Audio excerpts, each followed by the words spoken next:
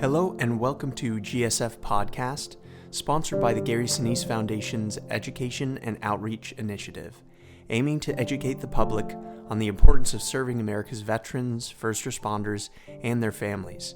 I am your host, Max Sinise, and today we have a very special guest with us, my dad, star of stage and screen, Gary Sinise. Okay. Star of stage and screen. Okay.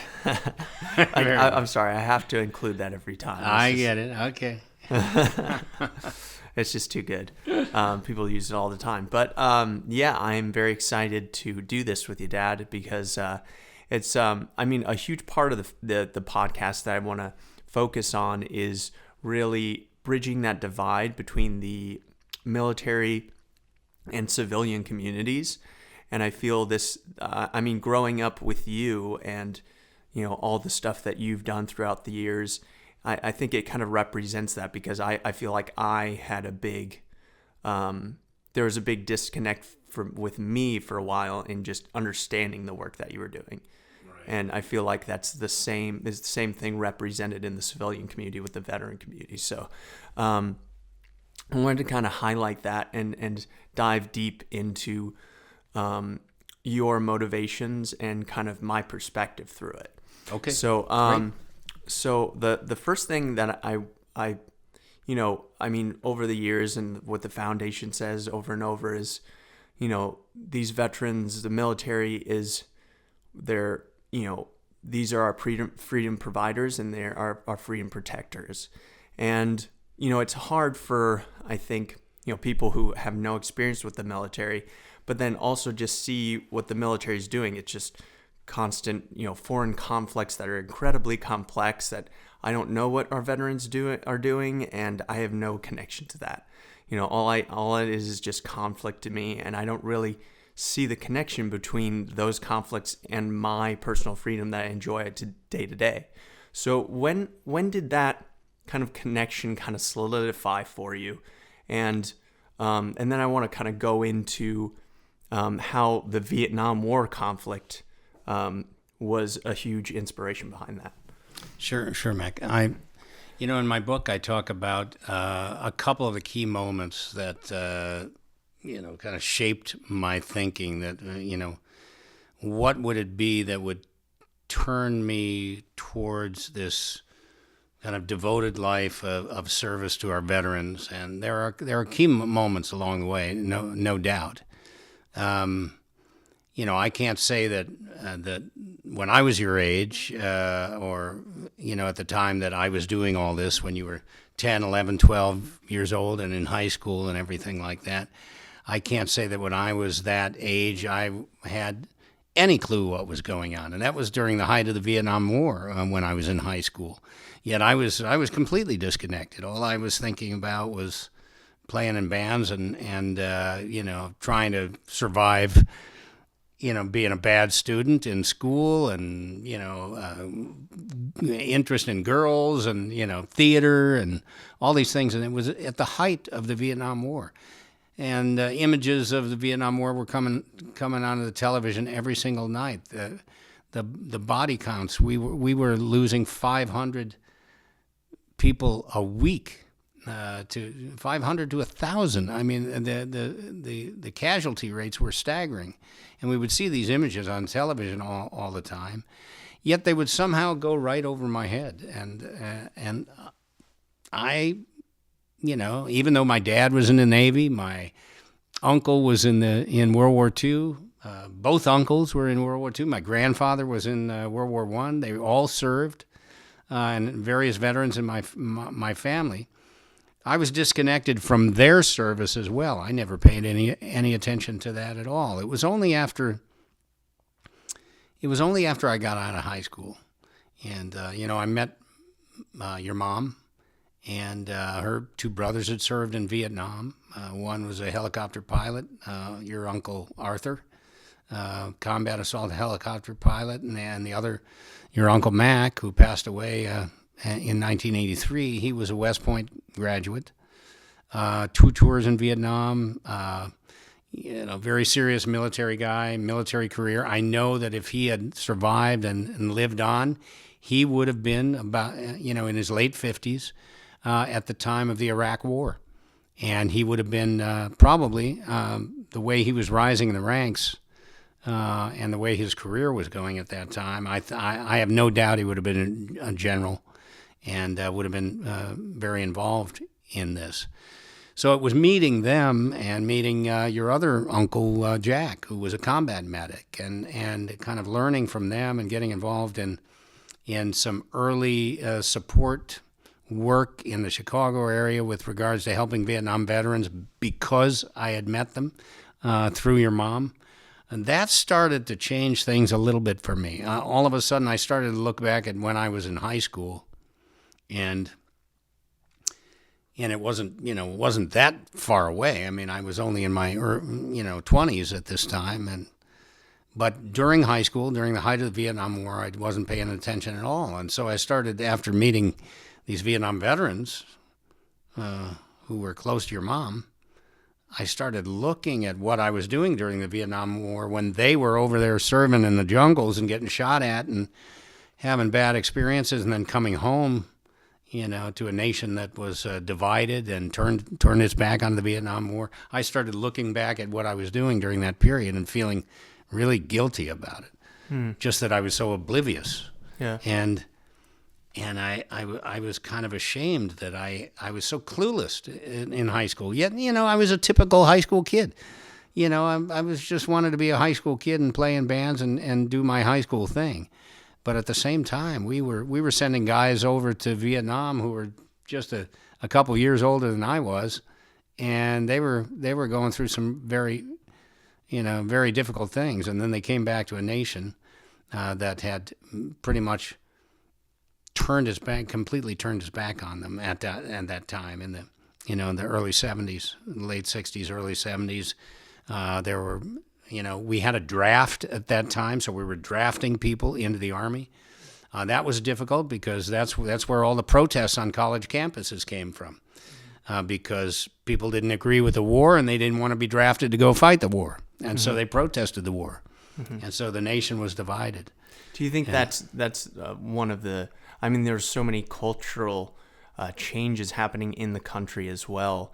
But do you think that's one of the fundamental differences between our nation's approach to veterans now with the conflicts we have versus Vietnam? Is the draft is why there is so much kind of visceral anger towards and resentment towards veterans or something? Or? Well, it's a little bit different now. I mean, I think, there's a lot of people who remember what it was like for our veterans to come home from that war and to be basically made to feel like, that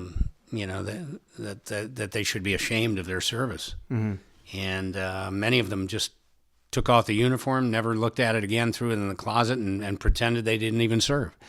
And they had to forget that they had served their country in Vietnam, and they went into the shadows and they hid. And I remember all that now very, very, very clearly because it was a motivator for me today to try to ensure that what was happening to our veterans, going off to war in Iraq and Afghanistan and places like that they wouldn't feel like that they would, if you're going to serve your country, I think, the nation should say, hey, okay, I'm going to do what I can to help you through this experience, even though I might not agree with the reasons you're going to fight. Right. I'm going to try to help you through that experience. And, that's what I decided to do after September 11th, when we started deploying to Afghanistan and Iraq and that terrible day and everything like that.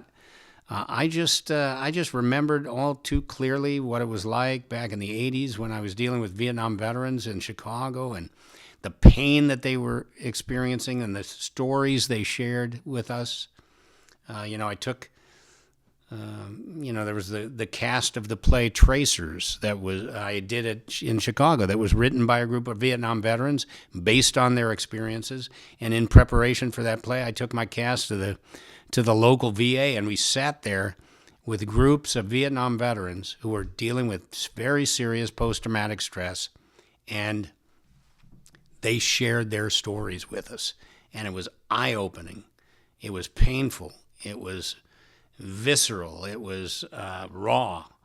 And our guys, it galvanized our cast to say, oh, we're playing real people who went through real difficult things, and we're telling their stories, and we got to do it right. So I learned a lot in those early 80s about what it was like to be a veteran and have the nation not support you. Yeah. A series of events, getting involved with the Disabled American Veterans Organization after Forrest Gump, playing the wounded soldier in Forrest Gump, leading me to start working with our wounded. And then, September 11th happened, and I just said, I have to be a part of helping these people through this experience.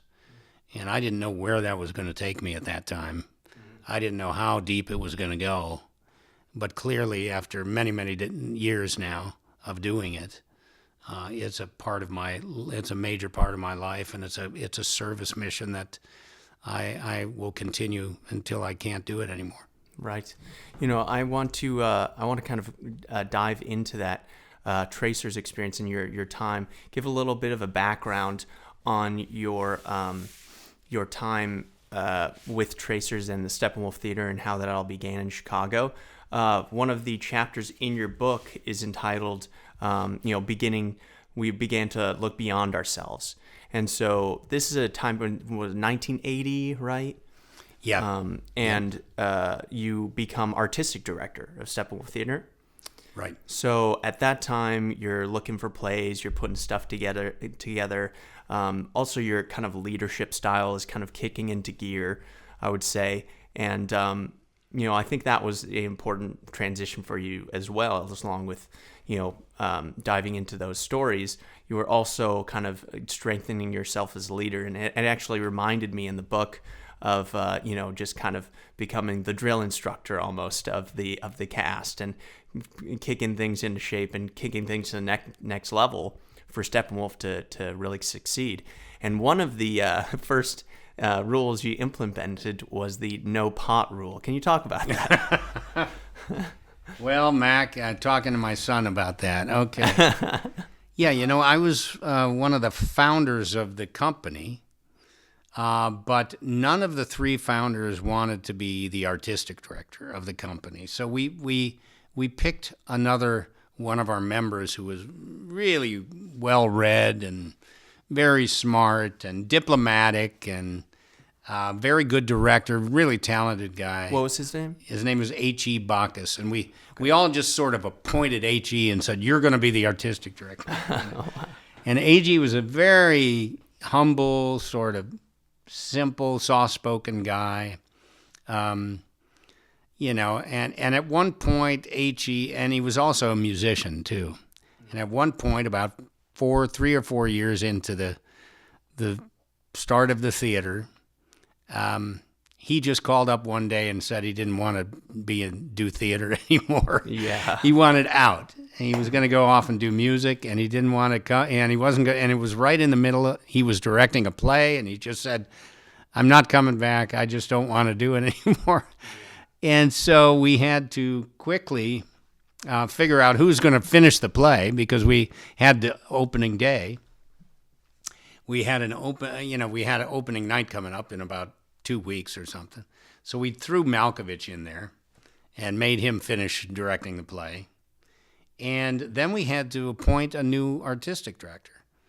And there ended up being two choices. It was John and I, Malkovich or me. And John Malkovich. And we sat around, we debated, we talked, company meeting, everybody, and then everybody voted on who they wanted to be the artistic director. And I got most of the votes. John got a few. And I ended up being the artistic director. And so now my particular style was going to be very, very different than H.E.'s. He was very diplomatic, asking everybody what they thought all the time and, like that. And it wasn't that I didn't ask people what they thought. I just made decisions and said, we're going to have just a different way of doing things. I'm going to cast the plays. I'm going to pick the plays. I'm going to decide what we're doing. and we're going to shape things up and whatnot. Up until that point, we were kind of a little bit, just a bunch of young people in a theater kind of partying away and, doing plays. And, and we were, the business office was a mess. There were papers everywhere, and it was just kind of a mess. And one day I decided to come in and lay down some ground rules. One of those was, all the staff members that were paid staff, and we were now able to pay a little bit of money to, like our stage manager and a few people, that the paid staff people would come in at 9 a.m., during the week, and, we had rules. You have to show up.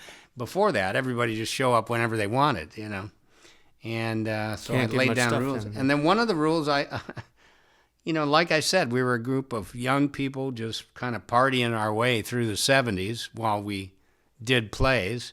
It was the era of the first Saturday Night Live cast, John Belushi and Dan Aykroyd and Bill Murray and, Gilda Radner, a lot of great people. And they were partying away every night, every Saturday night, Yeah. They finished their show, and we were kind of like that, we would just be partying away. I feel like a lot of people in that era are just in awe that they were able to get through that. I don't know how we got through it, but it was a party every night. Yeah. It was always an excuse for a party. And I just felt like I was going to shape things up a little bit and kind of try to get us more thinking of ourselves as a business, theater, that we have to raise money, we have to sell tickets, we have to spend money, we have to have budgets, we have to, do things. And so I came in one day and I put up a sign and it said, "No pot rule."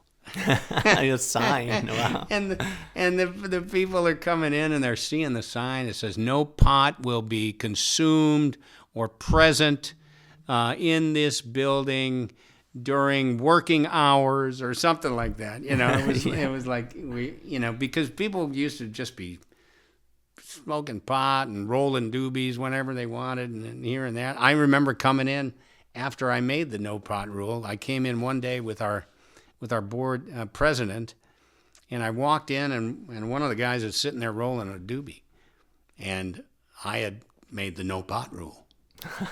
And he had just broken the no pot rule in front of our board president. So I quickly turned her around, took her out to her car, and said goodbye, and then came in and chewed his ass out real good.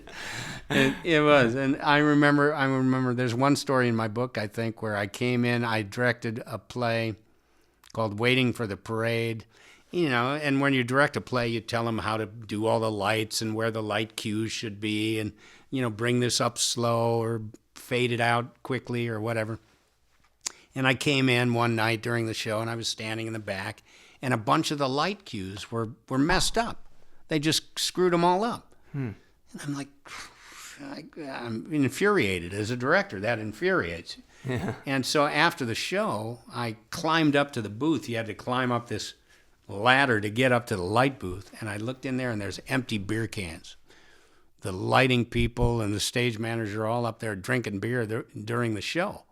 And I grabbed those cans and I threw them down and I chewed them all out. I was going to fire them all. Yeah. I was just, it went That's from... what you got to do, It went from H.E. Bacchus, who was kind of a mild-mannered, just a very, sweet guy, to this sort of general Patton, kind of blowing in there. Yeah. And it was just a different way of doing things. And everybody in the theater will tell you, who was there back then, that, I had a very, strong, kind of forceful way of dealing with stuff. But I also, was sort of, folks started to see some real things happening for the theater. We took our first play to New York within 2 years of me becoming the artistic director, and we started moving our shows there, and then we moved into a new theater, and a lot of things happened during that time that were very productive. And, folks just had to get used to it. And the no pot rule was something that everybody just was amused with, but they got used to it. Yeah. And so, you had a lot of great successes, and before you got to telling, Vietnam stories, you didn't have all successes, which was, I thought there was an interesting part in the book where you talk about collaborating with John Malkovich.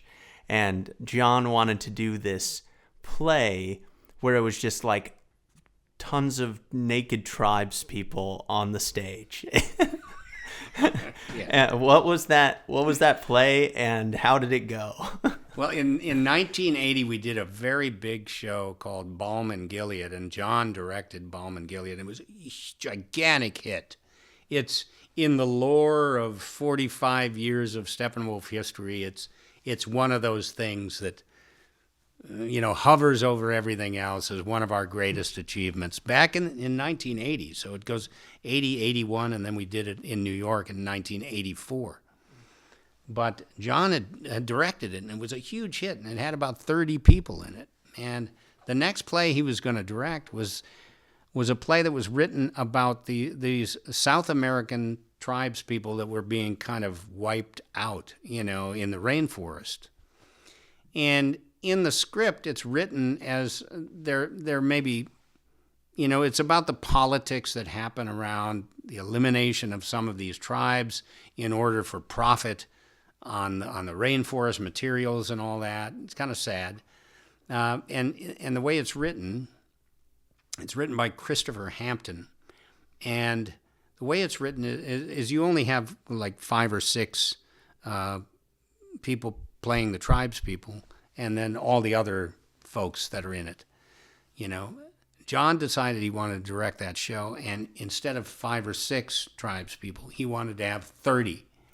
And in the show, the way it's written, basically they're naked on stage. They live in the jungle, and they don't. They're very primitive, and they don't have much, and they live off the land, and they're. And where do you find 30 South American tribes people when you're John Malkovich and Steppenwolf Theater? Yeah. So, of course, he's not going to do that back then. Today you couldn't get away with this at all. No. We didn't get away with it then. But no, I bet there's some criticism on that. But this one was really silly. And John decides he just cast like a bunch of Northwestern students and just all these young white kids who put on brown makeup and one day John told them all they were going to have to be naked on stage, and so John said, well, we're in rehearsal and we're going to have to be naked. I think we should just get naked now. And so John takes off his clothes, and then everybody takes off their clothes in rehearsal. And so now they're all naked in rehearsal, and that's how they got used to being naked. Wow. And then if you remember the Three Stooges, there was Larry, Curly, and Moe. And Moe had this kind of haircut. It was sort of, I don't know, it was like a bowl put on his head, and then they cut the hair around it. Well, those were the wigs that the tribes people wore. So you had 30 Northwestern students with these, haircuts and tan makeup on themselves, playing the tribes people. Yeah. And it was a very small theater too. Only maybe 3 rows and then a couple rows in the balcony. So maybe 5 rows, about 134 seats, I think it was. Yeah. And so you have all these naked people in this tiny little theater. And it was a bit misguided. The show, as Balm and Gilead kind of hovers above everything as one of our great achievements over the 45 years. Yeah. Savages, the play Savages, is always on the list as one of our wonderful failures. Yeah, and it's always nice to hear those. I thought it was funny you said, Malkovich, one of the quotes, Malkovich thought it would be great to have a big group of fleshy people on stage, and I thought, why not? I was the artistic director of the getting down to business artistic director. This sounds pretty good. And this was like my first production as artistic director. Oh wow! So yeah. So I picked the play, with John, and this was my first show, and I just backed up my director, and did whatever he wanted, and it didn't work. Nothing was right about it, but we look back, and it's just one of those, just one sort of learning experience. Yeah. It was definitely a learning experience. Yeah. So so now you're moving on to more plays. What can I do next? At the same time, Mom, you met Mom at the time, and she was introducing you to her family, her brothers, who are Vietnam veterans. That's the first time you got to experience and talk to Vietnam veterans, really. Her oldest brother, Mac Harris, who I'm named after, and then Arthur Harris, both Vietnam veterans. This is 81, so at this point it's like 6 years after the war or something. The war had been over for a little while. I had met them before. Oh, you had? Before that, yeah, Okay. yeah. Your mom and I really, started dating, the first summer of 1976, and the first shows we were doing we built a theater in the basement of a Catholic school that had closed down, and I was able to get them to let us use it. So we built this theater in the basement. Mom and Malkovich and Terry Kinney, Jeff Perry, Laurie Metcalf, the rest of them all graduated from Illinois State University in the spring of 1976, and then they all drove up from Illinois State up to Highland Park, which is where I was living, and where I found the basement that we could build a theater in. And we built a theater in there, and we started doing plays in that basement. So that summer, your mom and I really connected, and so it was during those mid-'70s period that I met her parents, and met her brother Mac, her brother Arthur, her sister Amy, her sister's husband Jack, who was also a Vietnam veteran. I met them all in the mid to late 70s. And they started to sort of educate me a bit about Vietnam. I really started talking to them a lot about what was it like to serve in Vietnam, what was it like to come home. When you came home, they had very different experiences. Yeah, each one, took it. Because Arthur came home and got out of the Army. Right. Mac and Jack both stayed in the Army. And it was a different experience for somebody who stayed in the Army after Vietnam versus somebody who got out. And it was much more difficult for Arthur to adjust and to deal with things because he got out, he went back to his home. There weren't a lot of veterans that he was dealing with, so he felt isolated a little bit. And Mac and Jack, they still had the support system of their brothers in arms, their fellow soldiers.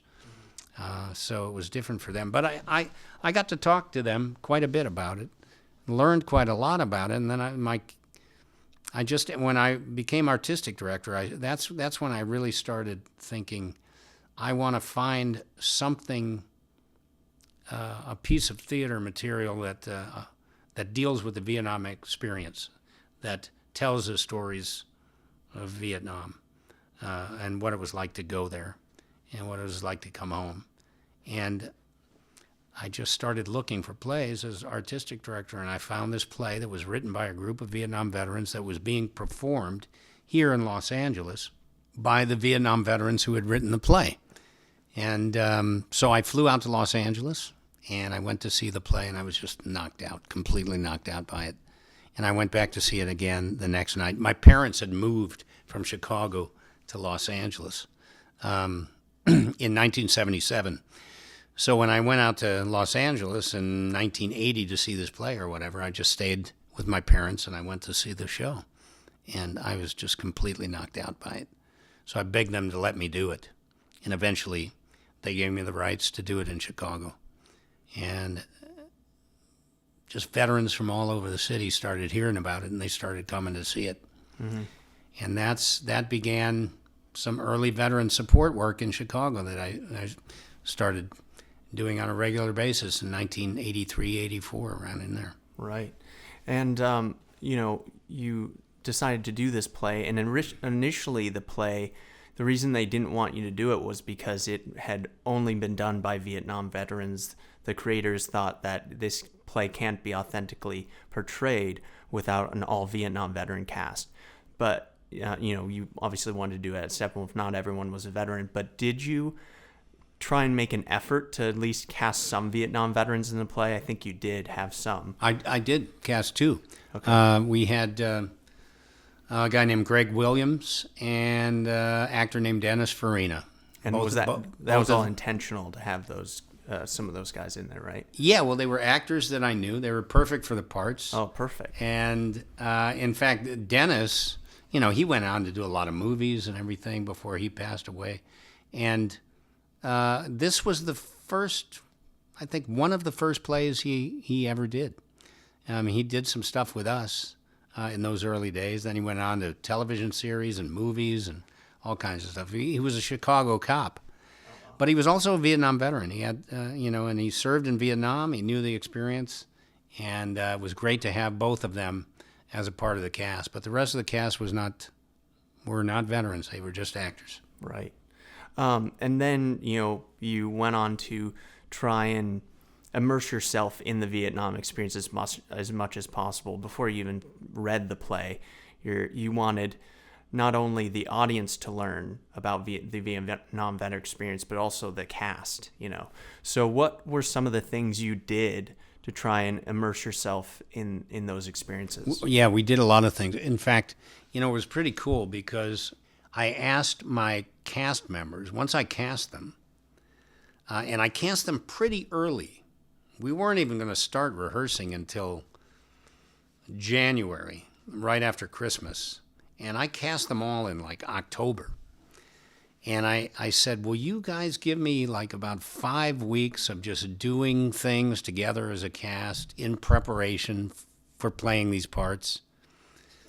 And they all said, yeah, they wanted to be a part of this sort of 5-week workshopping of the play. We didn't even read the play, until January. All we did was this extracurricular stuff. Some being, I remember I got some firearms experts to take us out to a farm, way outside the city of Chicago, and teach us about firearms. And we shot guns out there, and with the cast. There was a series on at that time, or right around that time, on PBS called Vietnam, A Television History. And it was about a 10-part series on the Vietnam War, and it just happened to be coming on the air right around the time that we were doing this. So we as a cast sat down and watched that, at least once or twice. There were a number of books written on Vietnam that I had the cast consume. We did physical fitness stuff to get ready for it. It was going to be a very physically demanding show. So there was a lot of physical fitness. There's kind of Tai Chi, in the show. It's sort of a martial art kind of dancing moment in the show where the cast starts to do this sort of Tai Chi. And so we studied that, I had a Tai Chi expert. Every week the cast would go and work with him on that, along with the physical fitness stuff. At one point, I remember getting the cast set up to go stay at a closed-down summer camp for the winter. And this is the winter time, so this is December, right? Prior to going to stay in this summer camp, and we were going to isolate ourselves in this summer camp and just do war games out there and pretend we were soldiers and all that. You know, Dennis Farina, the drill instructor, would wake us up at 3 in the morning, and I did everything along with the cast. I didn't make them do, you guys go do the workshop and tell me when you were done. I did everything with them at the same time. So I got up at 3 in the morning and went out and did calisthenics in the snow, and I mean, it was a boot camp.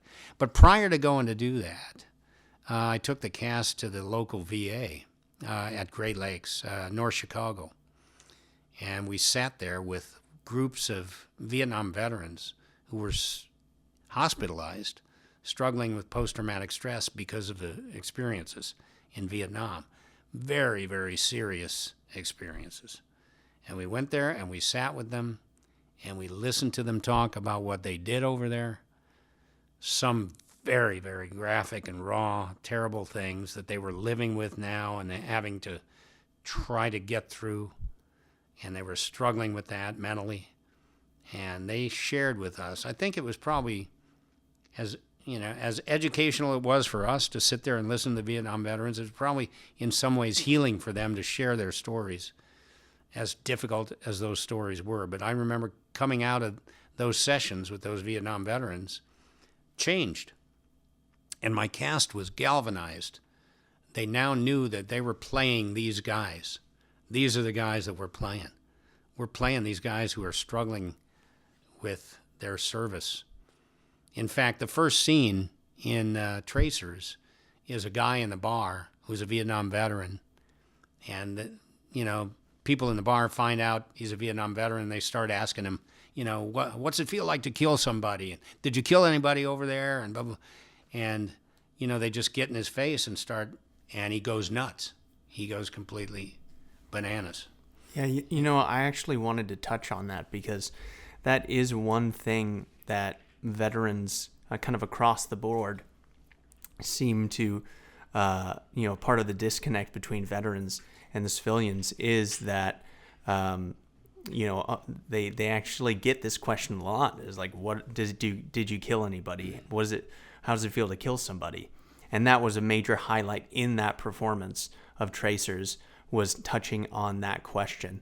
Can you talk about that scene and why it was important to include that in the play and what that exactly means for veterans? And yeah, you mean that first scene? That scene where they're kind of chanting, how does it feel to kill somebody? Yeah, well, the play starts with that. Oh, it starts with that, yeah. The play starts. So it's so important. It doesn't start with the chant, but it starts with the question. Yeah. That a lot of Vietnam veterans were asked, and veterans today still are asked. A lot of Vietnam veterans were asked, were called baby killers, and it was just a very difficult thing to go to that war and then come home from it. And that's what this play Tracers was written about. What was not only what was the Vietnam soldier, Marine experience of struggling through battles and dealing with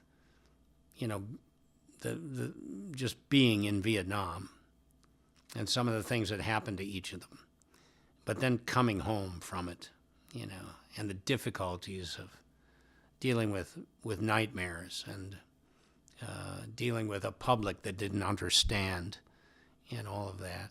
If part of what I've tried to do, Mac, and you talked earlier about the disconnect.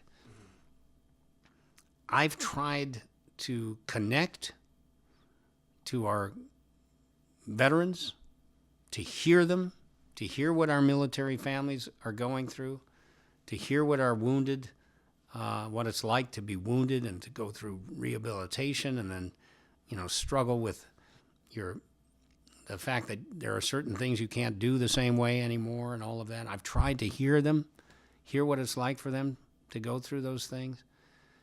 And then I've tried to be part of trying to eliminate that disconnect a little bit. I don't expect people that don't have a military service member in their family or a friend who's served or anything like that to really know what it's like to serve in the military and to go off to war and come home.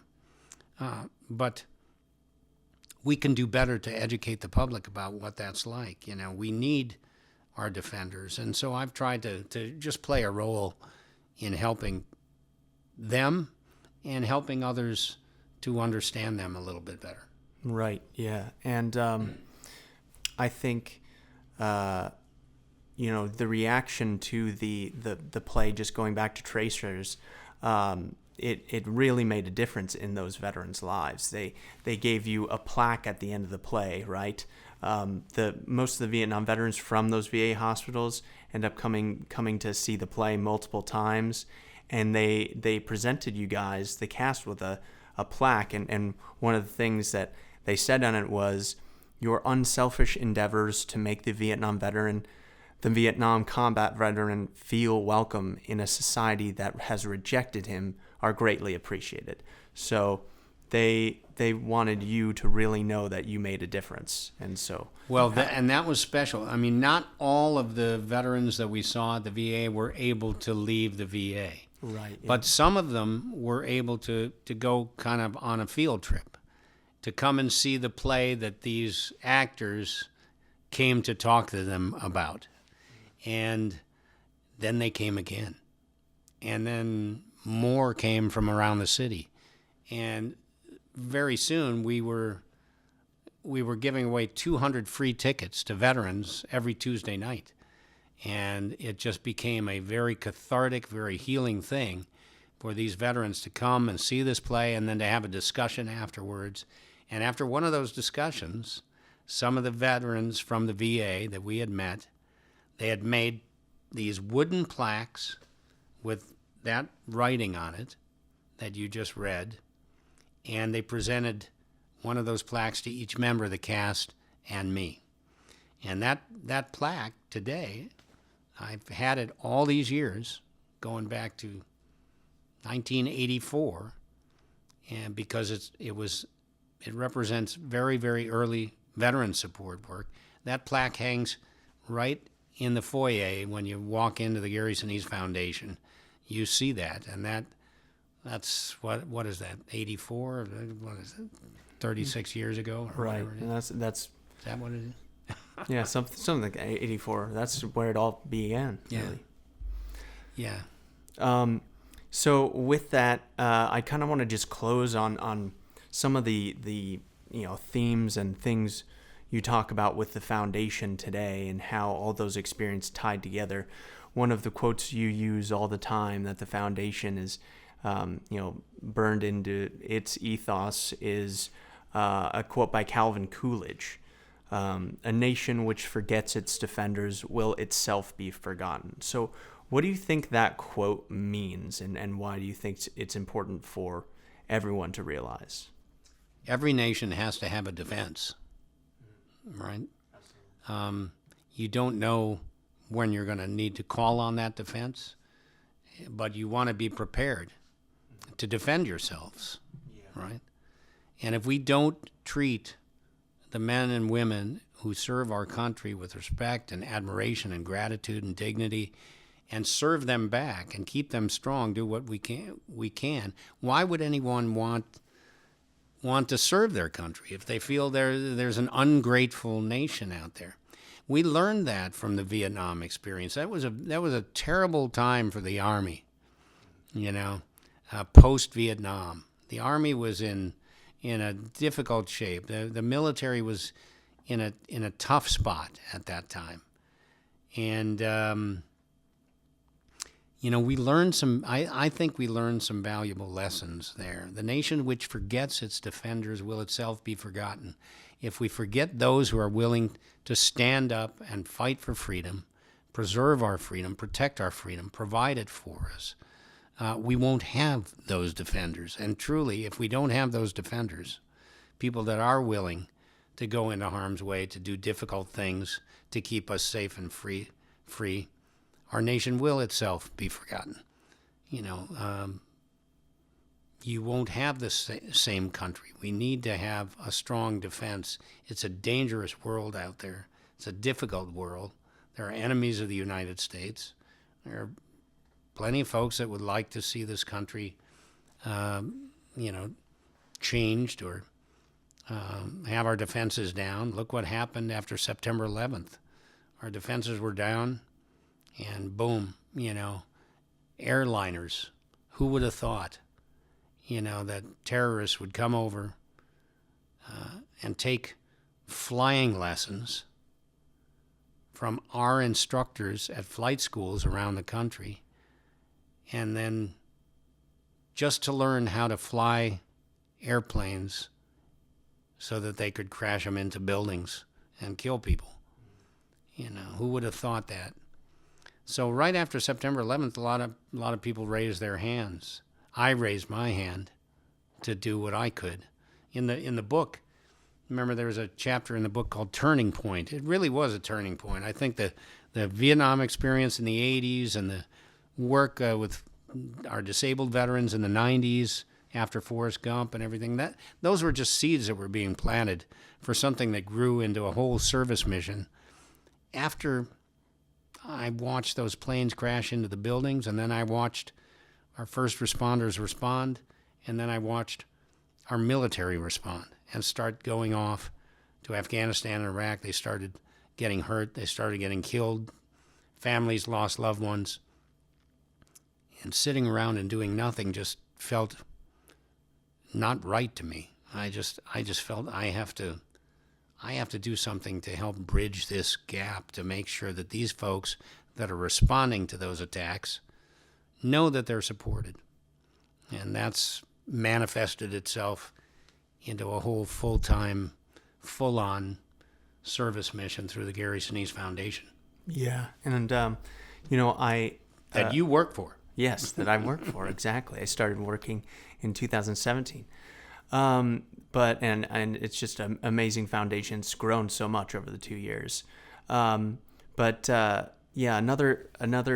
point that I always think about in response to Vietnam, it's like, we're talking about how hard it was for the Vietnam veteran, all the horrors that they saw, even in conflicts where there was broad support for the war.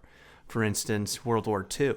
Even in those situations, people kind of think like, oh yeah, World War II veterans, they're good to go because their conscience is clear. Or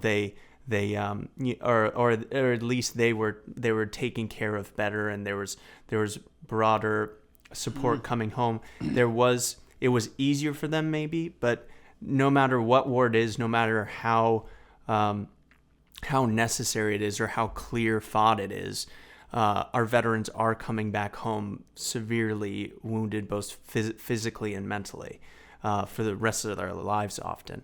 So, and knowing that, and knowing that we have to take care of our veterans regardless of what they're going through, and what the understanding of the conflict is, Absolutely. I mean, there's post-traumatic stress no matter what. I mean, if you go into battle, you go into combat, you see people get wounded and killed, you're going to have post-traumatic stress for a long time. And there were millions of World War II veterans that suffered what at the time was called shell shock. Right. But it's post-traumatic stress. It's a traumatic experience, and if you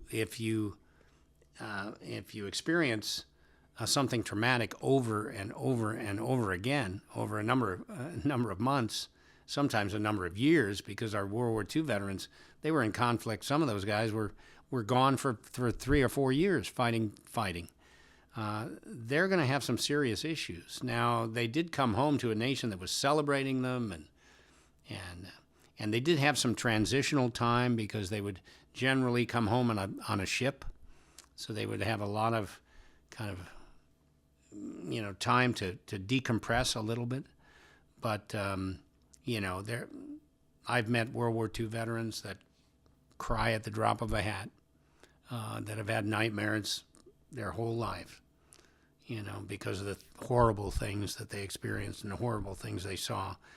And if we're going to send, men and women off to war, and we're going to, and they're going to go through those kinds of things, in defense of our freedom, I just feel, I'm a beneficiary of their sacrifices and what they go through in service and defense of freedom.